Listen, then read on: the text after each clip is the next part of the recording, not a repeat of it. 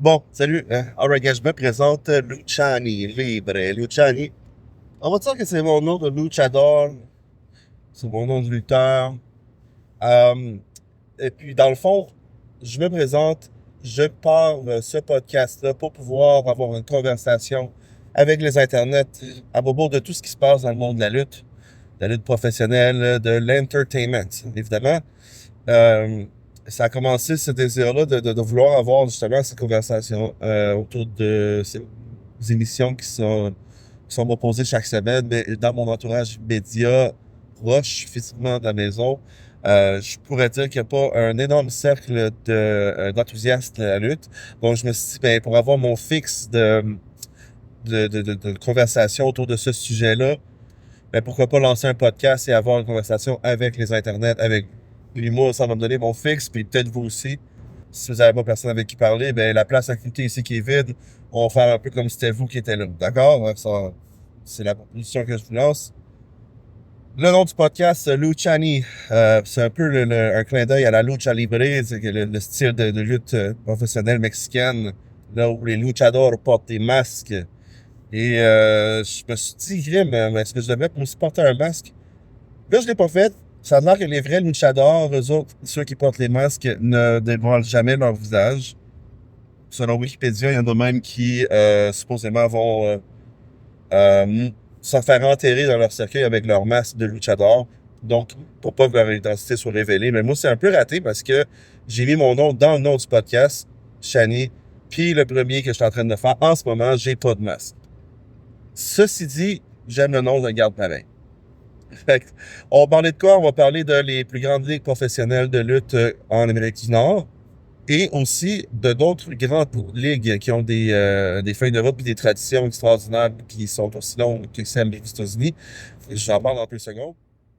Donc, on va parler principalement des trois shows présentés par la WWE par semaine. Donc, on s'entend, il y a le Monday Night Raw, il y a le Friday Night SmackDown, puis il y a aussi le NXT qui est proposé pour le mardi soir. Dans le fond, c'est un petit peu le tremplin que la WWE utilise pour promouvoir leurs lutteurs up and coming, un peu comme la G-League au basket, ou un peu comme ben, le club école du Canadien à Laval. OK? Fait que c'est un peu ça, je pense, c'est la NXT, c'est un peu l'idée. La AEW, eux autres ont imité le même modèle, ça va quand même bien, la All Elite Wrestling. Donc, ils ont trois spectacles, eux autres aussi, à proposer par semaine. Le mercredi, dans le fond, ils ont... là, je me trompe dans les noms par rapport aux journées, vous allez me corriger ou me pardonner, OK? Donc, il y a Dynamite le mercredi soir. Il y a Rampage le vendredi soir après SmackDown. Puis, il y a le samedi soir, une case qui n'était pas occupée par aucune autre lutte à part dans les pay-per-view. Ils ont Collision.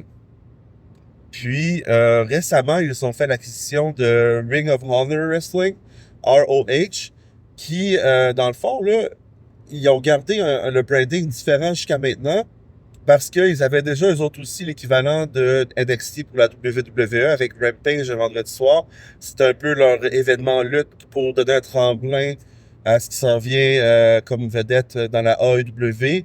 Donc, là, ROH, Ring of Honor Wrestling, c'est un compétiteur direct qu'ils avaient dans la même ville, qui est un excellent produit. Sauf que là, qu'est-ce qu'ils vont faire avec le branding? Est-ce qu'ils vont le mettre avec AEW ou non? Je ne sais pas encore, c'est pas clair parce que dans le fond, ROH a un petit peu, Ring of Honor, un petit peu euh, le même aura ou le même but que Rampage a, c'est-à-dire de présenter des up-and-coming wrestlers pour éventuellement les avoir sur la carte principale.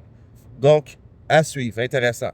Autre chose par rapport à ce que je disais tantôt, les endroits dans le monde qui ont des longues traditions de lutte, ben, il y a le Mexique, une très longue tradition de lutte au Mexique. On appelle ça la lucha libre.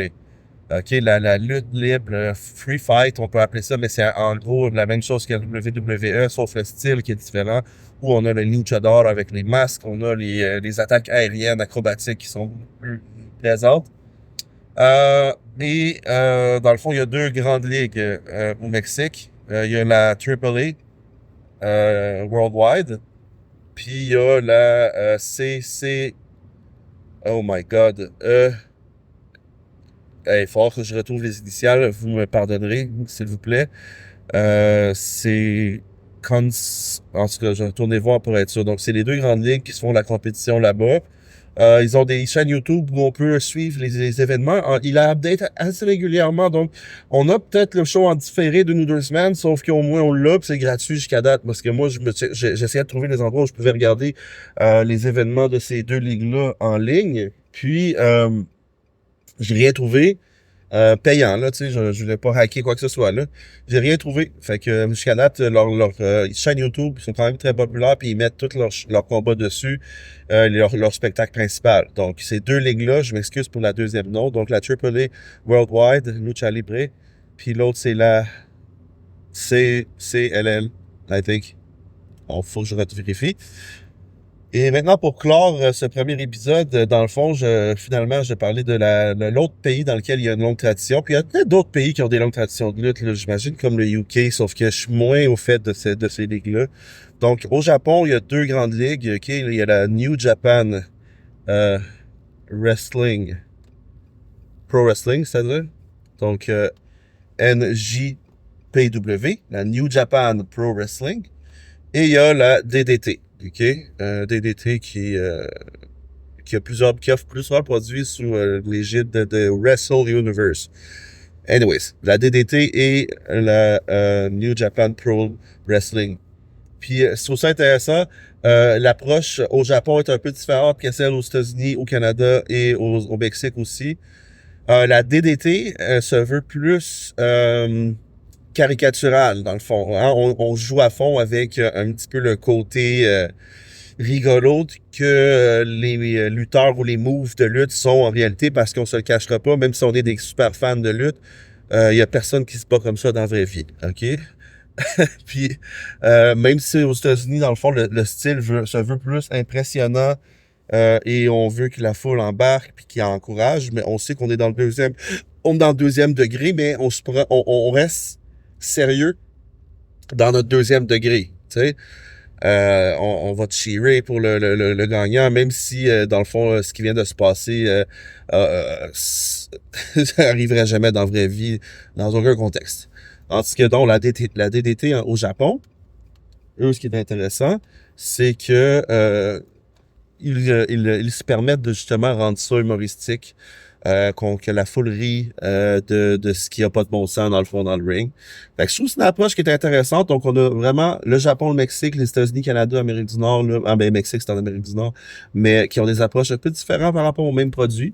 Évidemment, on va encore parler, comme je vous disais, plus de la WWE, de la AEW, qui sont les deux plus grandes ligues mondiales de lutte professionnelle. Puis écoute, si je suis capable, j'ai aussi parlé un peu de la lutte québécoise. Là, je suis pas encore très au fait de tout ce qui se fait comme lutte au Québec. Mais écoute, ça va y aller comme ça. WWE, AEW, à l'occasion des petits updates sur la lucha libre au Mexique puis la lutte professionnelle au Japon.